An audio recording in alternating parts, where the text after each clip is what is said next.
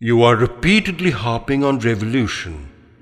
We are at a loss to comprehend the concept.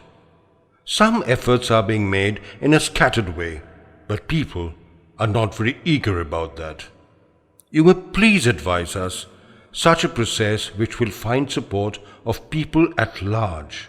Wherever there is fire, wind blows towards the site. It is nature's course. Likewise, whenever there is chaos, indiscipline, and panic, a type of unity is generated which stands up to resist injustice, superstition, treachery, and corruption. You see, the Lord Himself took up arms to punish and annihilate the demons when they grew oppressive and uncontrollable.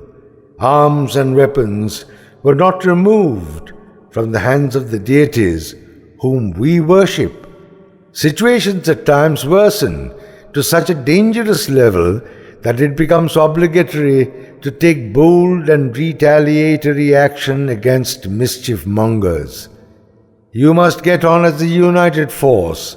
If some people do not respond, it will be your duty to motivate them. Punitive operation by you will be like surgical operation for the patient's relief and not for committing murder. Such bold steps have not been taken till now in this country. The country, our nation, is now in duress, affected by all sorts of diseases and malignancy. All this can be rectified in a day by the use of our force, but that may not sound nice. The so-called do-gooders will assemble in safety and comfort and cry themselves hoarse against such bold action. They should bear in mind that to apply force with the help of arms against the antisocial elements is meant not for committing cruelty and bloodshed, but for the relief of society from malignant activities of the evil elements. That is what our scriptures enjoin. Devils are enemies of society. They must be penalized and destroyed if necessary. In short, we may conclude that the enemies of the nation must be eliminated as early as possible. Whenever robbers come to attack, people throw anything at hand to resist them. That's quite reasonable, not unjust action in any way. Whoever makes any attempt to disrupt our attempts at equal rights or our liberty of thought and action must be disarmed and punished. Otherwise, socialism and freedom cannot be established. The weapons shown in the hands of the all-powerful deities should be taken over by our Santan soldiers and then proceed towards the goal. That will be the way to establish the condition of socialism in the society. You are all committed to that.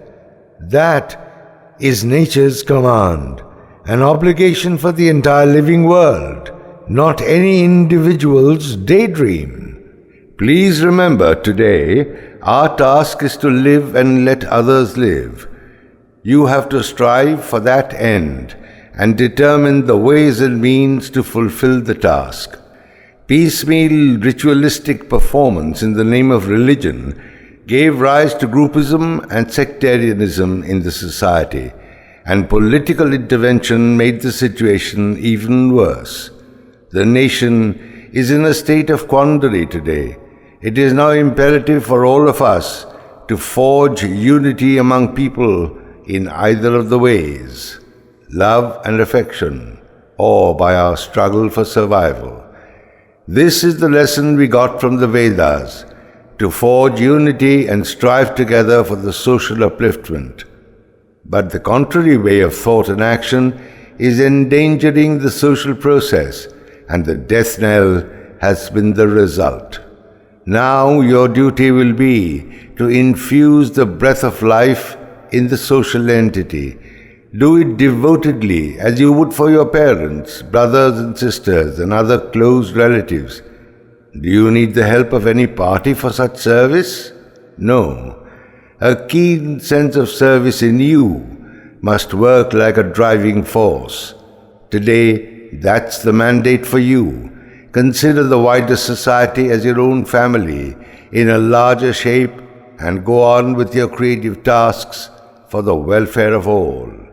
The spirit of revolt used to prevail in this country in the past. There was no want either in the areas of education, culture, basic needs like food and shelter. Nonetheless, there was also a spirit of challenge to rise up and resist whatever might be unjust and oppressive. But today, that fighting spirit is found missing. Even when men are dying of hunger, nobody stands up with a challenging spirit. The country has reached that pitfall today. Even though people scramble for food in the garbage heaps, they won't dare and rebel. Ponder how to cure them of such lethargy. They seem benumbed. They need to strike back. The Vedas used to be the fountain source of reasoning and knowledge. Unfortunately, all that has been vitiated by a group of self-seekers. The country is now in a state of trance. The only way for its resurgence is to infuse the spirit of the original Vedas in all earnestness. Redemption of social evil can be done by applying the codes of the Vedas. The market price of essential things is soaring higher and higher because of manipulation by the anti-social profiteer class. They are the enemies of society. Your main task will be to curb these unholy practices. Strike them with all your might. People in India have the ingredients of revolt even today. To motivate the people again to that end, the best way will be to draw their empathy. That will be possible if you can identify the antisocial manipulators. The hunter must trace the prey. You just find them out and pull them up. The body polity of offended hunters will promptly jump upon the prey. That's the tradition. In earlier times, there used to be a system of deployment of security against possible danger from outside, especially ferocious attacks from hills and forests that used to gobble up domestic animals, even human beings. Trained hunters were then posted for protection. The hunters would smartly repel and chase away threatening animals trying to attack. In this way, the society was saved from chaos and danger from outside. The problem has reappeared now in a new form, wherein ferocious human groups are coming down on common people for drawing their blood by exploitation and all sorts of torture. Today, our revolution will be against this class of ferocious human groups to save society. The immediate task is to identify and find out all such antisocial groups and their strongholds for retaliatory action. I may hint at a few of the areas for attack. First of all, make adulteration your target. In our country, pure milk and ghee used to sell at a few coins only. Where have all those vanished? Those have been siphoned by the ferocious groups in society. Some notorious class of businessmen is extremely unscrupulous, so that they embark on adulterating items like oil, ghee, flour, sugar, and even medicines too, thereby grievously injuring the society at large. Your task will be to challenge such antisocial cartels, trace them out, and give exemplary punishment so that they won't dare even to think again of such heinous activities. Then go and visit different offices, schools, and colleges. The same ghost is in active operation in all these institutions, you will find. No other way to get things done except bribes. There's no value of merit and quality and devotion to work. Bribes are all powerful, and that decides priority of service. This must be stopped. Tie up the offenders hand and feet, whosoever takes bribe or offers it. Go and create trouble wherever you find rampant nepotism and favoritism, so that everyone gets empathy and good treatment, and none is neglected. The capitalist class is the root cause of value erosion and loss of goodwill in the society. The Vedas also observed that capitalists were the enemies of the society. It is an irony of fate that even though there's plenty of nature's bounty, land, light, air, water, enough cattle strength, but outputs like the crop and foodstuffs are not available. In fact, dishonest capitalist groups are creating artificial scarcity of goods, resulting in higher market price for their personal gain. You must not forgive them. Stop this capitalistic malpractice. Then the people will find relief. You will gain their support and sympathy. People must have the scope for education too, just like food and clothes.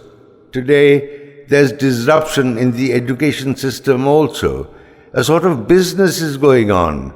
So-called schools are coming up on all sides, charging high fees without any care for the pupils' interests. Profiteering is going on for books and exercise papers, pens and pencils. Guardians are at a loss to find solutions.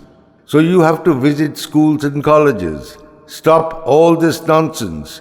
Make proper arrangements for the benefit of children in this country. The situation inside our hospitals and prison houses is so pathetic that people will run amok if I tell you the details. Some people may even attempt to strike and murder in excitement. But I say, don't go for the extreme. Rather, try to remove all that's rotten inside by a simple operation. The wretched condition prevailing in most of the hospitals in our country gives a heart-rending shock. Patients suffer injustice, neglect, and even torture. Moreover, they are denied good medicine. Necessities supplied for them are misappropriated. Inquire about it and take action. Look at the Calcutta Corporation. It appears as if even the bricks of its structure are now rotting. It needs total overhauling. Where are the revenue and the resources going? There's no sign of any good work being done by the corporation. Take steps to revamp it.